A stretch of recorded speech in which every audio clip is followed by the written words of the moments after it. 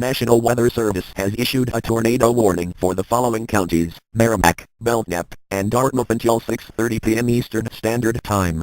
At 4:56 p.m. Eastern Standard Time, a funnel was reported on the ground with severe winds in excess of 150 miles per hour. This storm was located 3 miles west of Epsom, moving northeast at a ground speed of 26 miles per hour.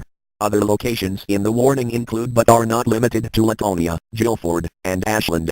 In addition to microbursts and quarter-sized hail, continuous cloud-to-ground lightning will also be in effect in this storm. Oh no!